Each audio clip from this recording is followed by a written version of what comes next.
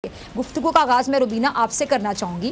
पहला सवाल मैं आपसे यही करना चाहूँगी कि जी इमरान खान साहब का स्मार्ट लॉकडाउन का फैसला, कोरोना का ग्राफ पाकिस्तान में हमने देखा कि नीचे भी आ रहा है, साथ ही साथ इमरान खान साहब ने जो कोरोना के आगाज़ में भूख और बेरोज़गारी के खतरे की बात की थी उसे आलमी इदारे तक तस्लीम कर रहे हैं। कोरोना के बाद जो भूख से मुतासरा ममालिक की फहरिस्त जारी की गई है मैम, उसमें पाकिस्तान का नाम शामिल नहीं है।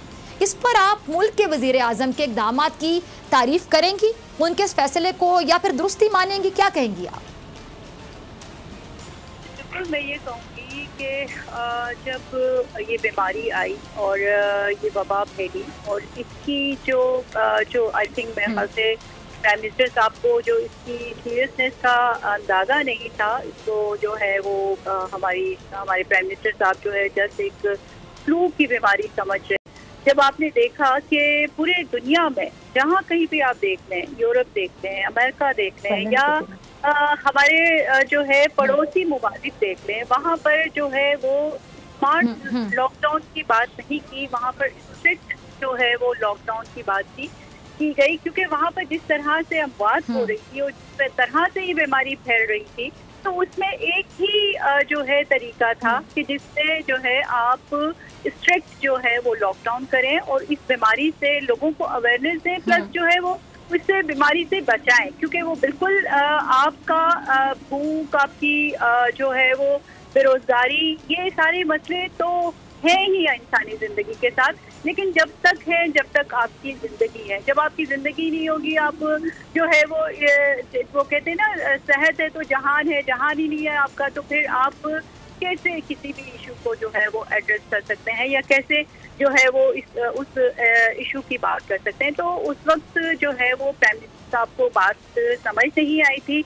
फिर जो है वो चिर खैर है, वो सिंध में आप देखें कि इतना स्ट्रिक्टली जो है वो किया गया। पहले हमारे ऊपर बड़े रेडिकुलस जो है वो इल्ज़ाम लगाए जा रहे थे कि लॉकडाउन कर दिया, उस तरह का वो मतलब जिस तरह से सिंध हुकूमत के खिलाफ एक वावीला मच गया था। लेकिन आहिस्ता आहिस्ता जब इन्होंने देखा कि इसके बगैर जो है वो मुमकिन नहीं है कोरोना वायरस से जो है वो कंट्रोल करना, तो वो फिर जो है वो इनकी समझ में भी आया। लेकिन फिर भी इन्होंने एक स्मार्ट लॉकडाउन की बात की, जो कि आप और हम सब समझते हैं कि जो आज ये बीमारी है, देखिए आप देखिए यानी अच्छा सॉरी मैं आपकी बात काट रही हूँ बिना, आपकी बात से मैं ये कंक्लूड करूँ कि आपका कहना है कि जी विफाक में जो हुकूमत बैठी है या पीटीआई के जो लोग हैं, या मैं डायरेक्ट इमरान खान साहब कह दूँ कि वज़ीर आज़म साहब ने ये जो एग्जाम्पल सिंध में आप लोगों ने सेट की, वहाँ से थोड़ा बहुत सीखा, थोड़ा बहुत, यानी आप लफ्ज़ यूज़ कर रही हैं। देखिए जहाँ से भी सीखा, अगर अच्छी बात कहीं से भी सीख लें, सिंध से सीख लें या आप कहीं से भी सीखें। ठीक है जी, चले मैं आपकी तरफ दोबारा आती हूँ। कवल मैं आपकी तरफ आना चाहती हूँ। रुबीना की बात आपने सुनी, यानी आप लोग सिंध हुकूमत से सीखते हैं। बिस्मिल्लाहिर्रहमानिर्रहीम, थैंक यू वेरी मच फिजा। मेरे ख्याल में रुबीना को आपका सवाल समझ नहीं आया, या फिर इतनी ज्यादा बुग़्ज़ इमरान है कि उनके जुबान से वो अल्फाज नहीं अदा हुए जो पूरी दुनिया इस वक्त कर रही है। मैं थोड़ा सा ना स्टडी ओरिएंटेड और स्टैटिस्टिक्स पे बात करूंगी। इनको मैं सिर्फ याद करा दूं कि इमरान खान साहब जो है वो गवाल मंडी से पढ़े हुए नहीं है, वो भी ऑक्सफोर्ड के ग्रेजुएट है, और इनकी जो मोहतरमा थी उनके वो उस बैचमेट के थे, वो अभी रिसेंट करके नहीं आए हैं, और 23 साल उन्होंने प्रैक्टिकल पॉलिटिक्स में लगाए हुए। उनका विजन वो है जो पूरी दुनिया ने हिट एंड ट्रायल के बाद अचीव किया, अखज़ किया, रिजल्ट निकाला, वो इमरान खान ने 4 महीने पहले देख लिया था और बता दिया। उन्होंने उस वक्त कहा कि आइडियली तो हम लॉकडाउन करें तो बेहतर है, और ये इजी वे आउट है। किसी भी हुकूमत के लिए आसान है कि हर चीज बंद करो, सुकून से सबको को घरों में रहो, हमें क्या मसला है। मुश्किल काम ये है कि आपकी आवाम आप अपनी पॉपुलेशन की जो डायनामिक्स है, जो इसमें आपकी क्लासेस की डिस्पैरिटी है, यानी जितने तबकात हैं उनको ज़हन में रखते हुए आपने पॉलिसी देनी थी, और वो पाकिस्तान में डिसीजन लेना एक मुश्किल काम था, एक मुश्किल डिसीजन था, जिसमें इन्होंने तोपों का रुख हमारी तरफ किया, क्योंकि ये मोदी सरकार को फॉलो कर रहे थे। इन्होंने बड़ा अच्छा किया कि खुद ही बता दिया कि आपके नेबरिंग कंट्रीज क्या कर रहे थे। आज मोदी के ये हालात हैं, उसकी सरकार ने जो काम किया, 100 लितर भी खाएं तो 100 गंडे भी खाने पै गए। 25,000 कल डेथ रेट था। इन्फेक्शन जो है वो फैल रहा है, और ना वो कोविड-19 को कंट्रोल कर सके, ना अपनी इकोनॉमी को। -4.95 पे उनकी इकोनॉमी डिप कर गई है। ठीक है, अब आपको अगर इनसे नहीं कहा जा रहा तो मैं बता दूं, ऑक्सफैम की स्टडी आई है जिन्होंने वैलिडेट किया कि वजीर आजम ने जो कहा था वो ठीक कहा था कि भूख से ज्यादा लोग मरेंगे बजाय कोविड के।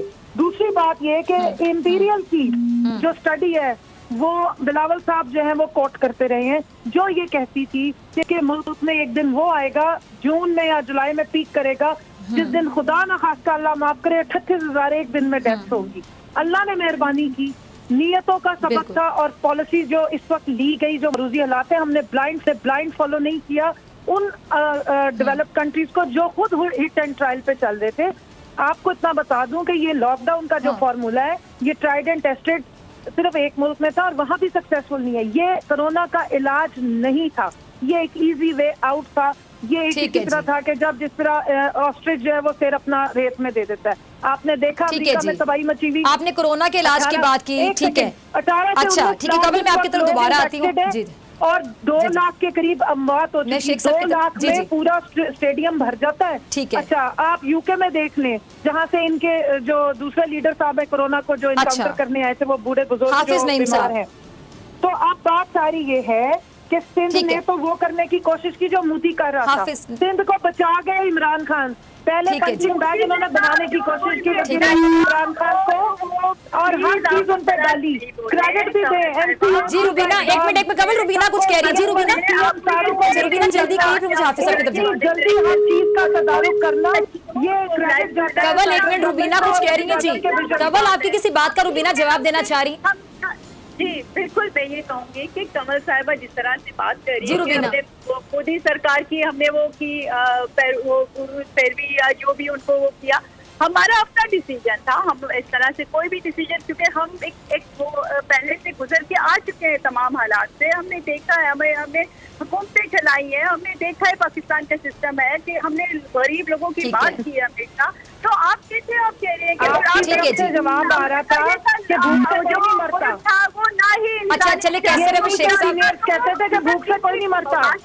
अच्छा जो है वो यही है कि ठीक है कवल और रुबीना आप पूरे प्रोग्राम में मेरे साथ हैं, बाकी बातें हम बाद में कर लेते हैं। अगर आप दोनों खवातीन मुझे मौका दें तो मैं दो हमारे साथ और भी बड़े मोहतरम मेहमान मौजूद हैं, उन दोनों की तरफ जा। ठीक है जी, चलिए अगर आप दोनों प्लीज मुझे मौका दें तो मैं कैसर अहमद शेख साहब और हाफिज नईम की तरफ भी जाना चाहूंगी। आप दोनों की तरफ दोबारा आती हूँ। शेख साहब आपकी तरफ मैं आती हूँ। शेख साहब अजीब बात है ना कि पीपल्स पार्टी आपको सड़कों पर घसीट रही थी, आपके कायद को मुल्क की सलामती के लिए खतरा करार दे रही थी, इसके बावजूद आप लोगों ने उनसे हाथ मिलाया। इमरान खान साहब के साथ चलने में सर मसला क्या? शेख साहब आज जरा खुल के बता दें। डॉक्टर फिजा देखिए ना, ये बात अभी आप कर रहे हैं, ये जो कोविड-19 है, इस पे हम सबको मिलके काम करना है। कोई मुखालफत का या ये कि पीटीआई को अलग है, मुल्क से हटके है, और मुस्लिम लीग और पीपल पार्टी अलग है, हम सब एक हैं, हमारा मुल्क है, हमने लोगों का सेहत का ख्याल करना। क्यों हर चीज को अनाज का मसला और झगड़े बना लेते हैं? देखिए कहाँ हमने अब जो जमहूरियत को कामयाब कहाँ करना है।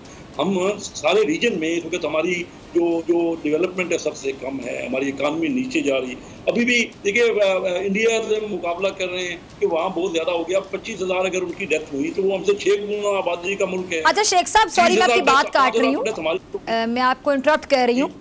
इमरान खान साहब के फैसले की तारीफ तो की जा सकती है ना कि एक अच्छी हमने स्ट्रैटेजी अपनाई हमारी हुकूमत ने कि जी ग्राफ नीचे आ रहा है। अब अगर आलमी इदारे तारीफ करने पर आ गए तो फिर अंदर के लोगों को भी थोड़ी बहुत तारीफ करनी चाहिए ना, क्या कहते हैं आप? कोई बाकी बुग़्ज़ इमरान तो नहीं है, जहां वो गलत करते हैं आपका काम है बोलना, लेकिन जहां कुछ अच्छा करते हैं मुल्क के लिए कुछ अच्छा होता है और बाहर के लोग तारीफ करते हैं तो आप लोग वहाँ क्रेडिट भी तो दें, अप्रिशिएट भी तो करें ना।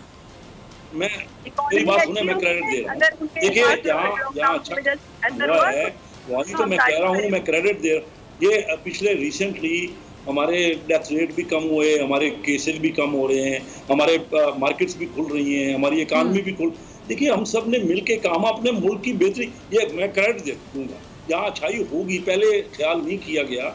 अभी भी मैं ये कहता हूँ इंडिया से भी मशवरा ले लें, और हम एक ही जैसा मुल्क है, बांग्लादेश भी हमारे रीजन में है, उन सब ने जो इसमें बेहतरियाँ की हैं, जो उन्होंने बेनिफिट्स लिए हैं, जो उनके प्लस पॉइंट है, हमारे अपने भी जिस पार्टी के प्लस पॉइंट है, हम सबको इस मुल्क को आगे करना। हम कहाँ पहुंच गए? हम ये लड़ाई झगड़ सिर्फ यही काम करते रहेंगे। मैं जाता हूँ असेंबली में, यकीन जानिए मेरा दिल नहीं करता वहाँ कि चंद बंदे हैं हर पार्टी से 15-20 बंदे हैं, वो आपस में लड़ाई झगड़े के अलावा और बात ही कोई नहीं है।